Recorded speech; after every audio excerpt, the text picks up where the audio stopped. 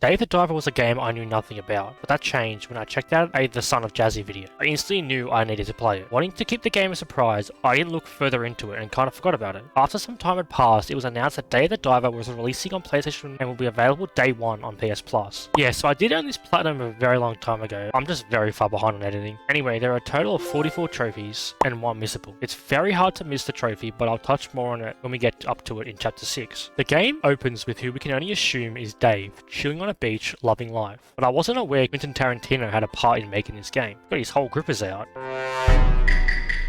A little hermit crab makes his way up our shorts and pecks our little pecker. We then receive a phone call by a cool looking dude. Dave and him talk, but I can't understand them as they seem to be talking in Minecraft enchantment table. Dave seems pleased by whatever they're discussing, and it switches to us on a plane. We're then put onto a boat where we are talking to the guy from earlier on the phone, who is revealed as Cobra. This throws us straight into the prologue where Cobra explains the basics of the game. How to use the knife, the harpoon gun, things like that. We are tasked with catching 3 fish with our harpoon gun. Not a difficult task, but once doing so and exploring a little bit, I return back to the ship where Cobra tells us of a business opportunity where we would be helping out a local sushi restaurant. We accept, of course. Making our way to the sushi restaurant, we are greeted by a sexy man named Bancho. He's the head chef of said restaurant. He tells us of his passion for sushi making when he's interrupted by an earthquake. This obviously destroys the restaurant.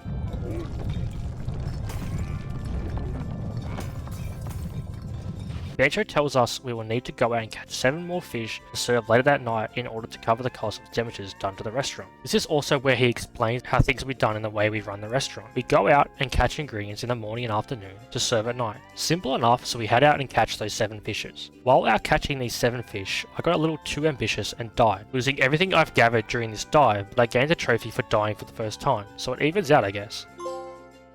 It is now nighttime, meaning it's time for our first evening of serving in the restaurant. So we head back and learn the basics of the restaurant. Just a tip for the menu, don't do what I did and put a dish and select max on every dish, as when the night finishes you lose whatever ingredients you didn't sell. It took me an embarrassing amount of time to figure that one out, so just put 1 on the menu and click auto supply. I complete the first night of serving, made decent money but still not enough to pay for the damages. The next morning we get a call from Ellie, who is an absolute baddie, may I add. Right out of the gate she is ruthless. She's a biology student and asks us to collect some agar and red starfish. These are sort of small side missions we can do while diving, but they aren't required for any trophies, but can be useful later on. We head out for another dive trying to collect as many fish and items as we can while also doing that quest for Ellie along the way. At this point, I'm still just trying to get a feel for the game, see what I can collect and what I can't, but I'm seriously enjoying the game so far. Returning from this dive, Cobra suggests we get a gun to assist in our dives. This introduces us to another new character named Duff, or the Discord mod as I like to call him. Duff tells us he can help craft a gun, but first he will need some materials. So we head out in search of said materials. We find the required materials quite quickly and the remaining item for Ellie's quest, as well as gathering any fish I could along the way. I head back up, to which Duff says he can help me craft a weapon, so I download his app to my phone, which unlocks weapon crafting.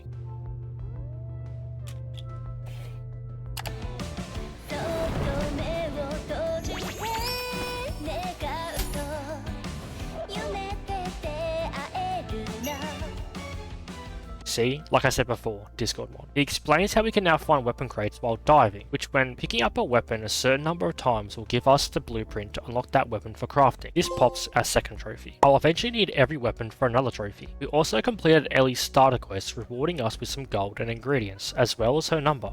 Yeah, boy. With that, we have earned enough to fix up the restaurant, but Cobra will need some time in order to make the repairs. We get a visit from Dr. Bacon, sick name, who is an archaeologist studying the sea people. We get a cutscene where he explains the sea people, then states how they are believed to be a myth, but proof of their existence may have been found recently and it's close by, so he wants to enlist our help in the proving of their existence. We accept the offer, and in return Dr. Bacon upgrades our suit for free, as well as unlocking the iDiver app. In short, we can now purchase suit upgrades. By doing the first suit upgrade, we unlock a trophy.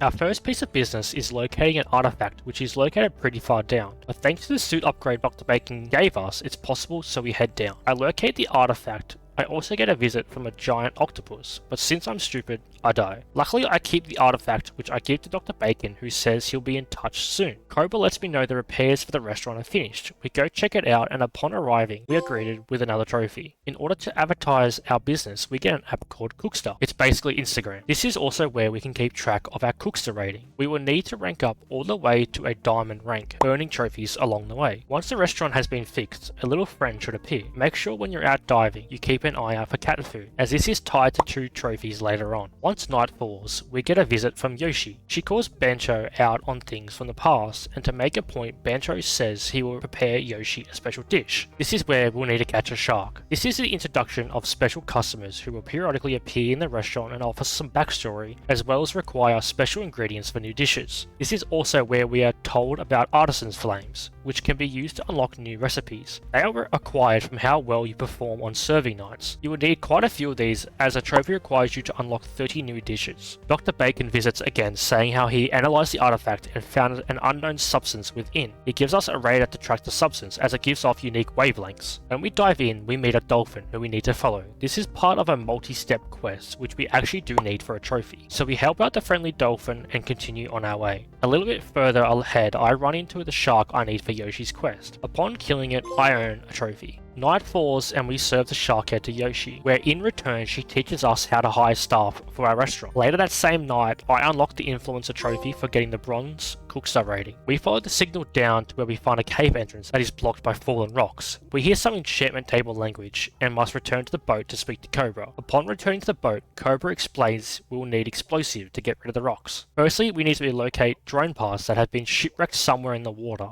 When re-entering the water to look for the parts, I pick up my 100th item.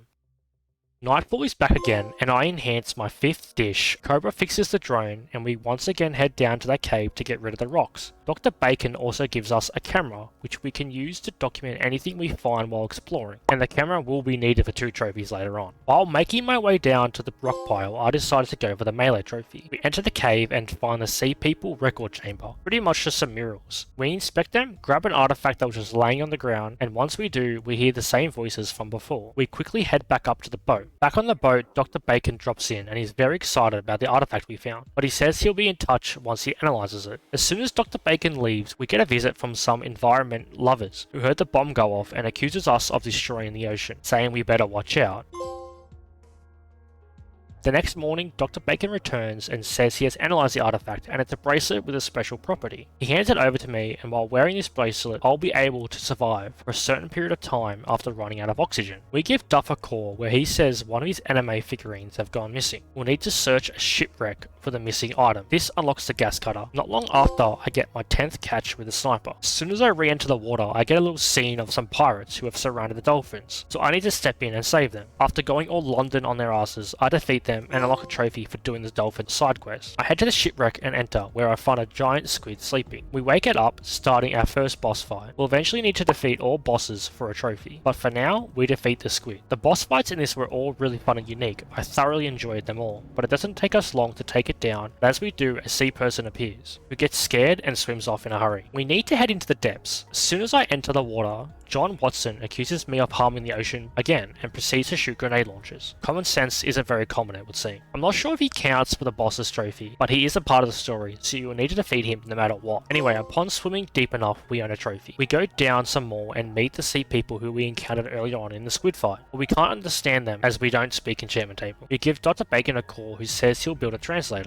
In order to craft it though, we'll need to find some materials. Before I can even leave the boat, we get introduced to Yudo, who gives us photo spots, which as I mentioned earlier is needed for a trophy, and ties in with another trophy much later on. A man named Otto enters the restaurant who wants us to serve moray curry. This unlocks night diving. Otto becomes very useful later on. I love the cutscenes in this game.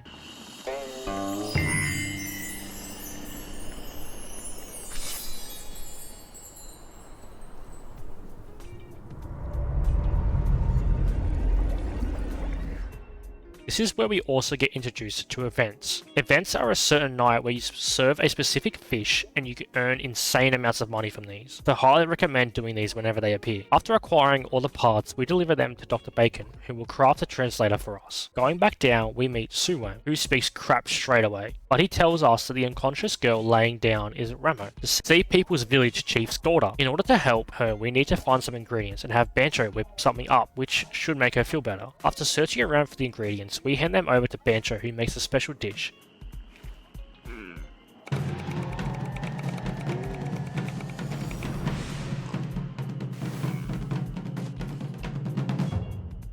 and we give that to Remo hoping it will help with her sickness. It does, and she requests we escort her back to the village. The path is blocked, and I need to get another upgrade before we can get rid of the debris. We get the gloves off Dr. Bacon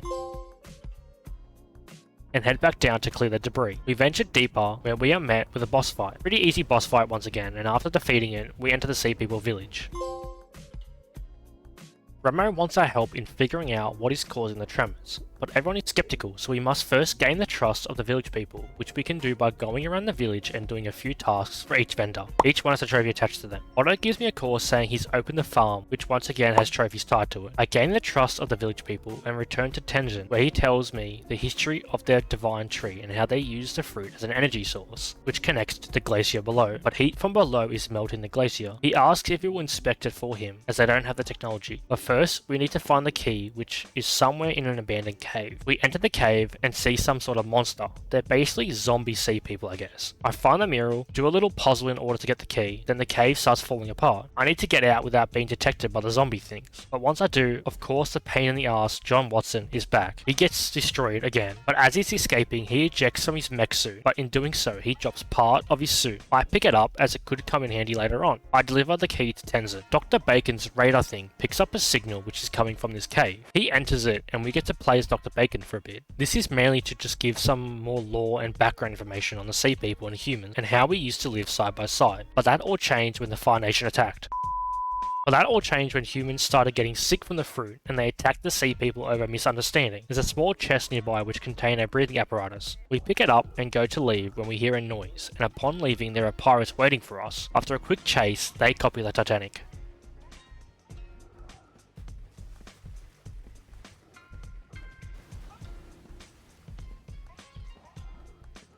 I meet Suwam in front of the glacial passage doorway. Opening it and entering earns me a trophy. The door hatch down is locked, so we must find a way to unlock it. We enter an adjoining room, which is a series of puzzles we must complete in order to unlock the main door. Nothing too hard, but once we complete it, the main door is open. Entering that door is another door which has been frozen shut. We send a beam of energy to hit a mirror. It's on the wrong angle, so I need to figure out how to move it. Returning to Cobra, he explains we can use a crowbar to get the rock loose. But of course, we need to find said crowbar, so we head back out to find it. When finding it, I head back down once again to set the rock free, causing the mirror to readjust, melting the ice. It's now just a bunch of puzzles, but along the way I took my 10th photo. Doing the puzzles, we get jump scared by a huge zombie sea person and need to escape. After doing so, I get back to Tenjin. He gives me a cloth able to withstand extreme temperatures. Dr. Bacon, Cobra and I all talk about how to go down to those freezing temperatures. When we mention the warm cloth Tenjin gave us, Dr. Bacon shows the breathing apparatus and Cobra reminds us of the mechanical part we got from defeating John Watson. Combining all these will help us make a cold resistant suit. We are at the stage now where we need to enter a Sea Blue facility, and going back to the beginning of the video where I said there was one missable trophy, this is the time to get it. We follow a drone which leads us into the base,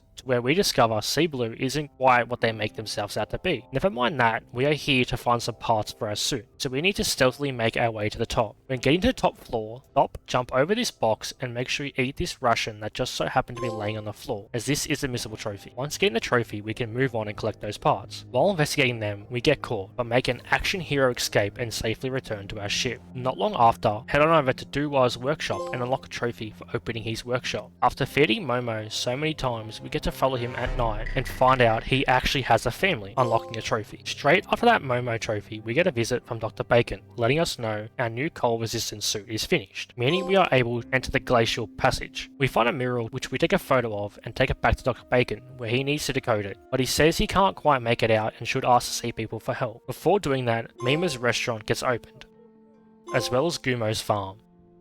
We take the picture of the text to Niamo, and it basically translates to that there are 3 doors located within the glacial area, and we need to find some switches in these 3 doors which will lead us to the Divine Tree control room. The rooms behind all the doors are pretty much the same, just varying puzzles with a switch located at the end. Nothing too difficult. In between doing the switches, I saved Sergio again in a side mission, but damn man, Lychin didn't have to be made as such a baddie. God damn. Lord have mercy, I'm about to bust. This next trophy I actually missed as I didn't know it popped once you got back to the boat. That's my bad, but here it is.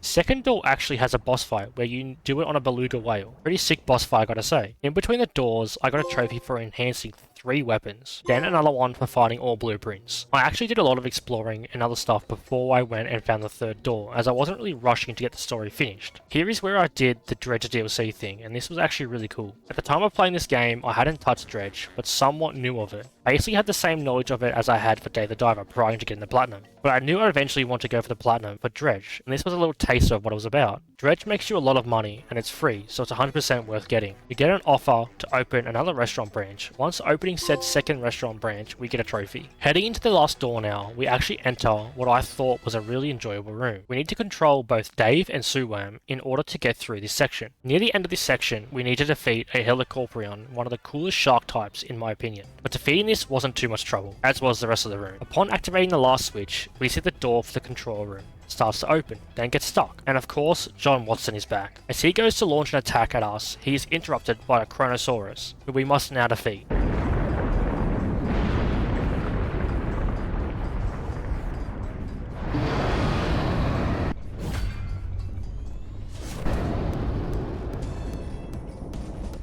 I like this boss fight, as we had to use John Watson's missile launcher. We defeated easily as I'm a pro gamer. Dr. Bacon and Duffs send down a drone with holograms and explain they'll use the drone to laser cut through the tree roots, but it'll take some time. So in the meantime, I head back to the boat to earn a couple of trophies.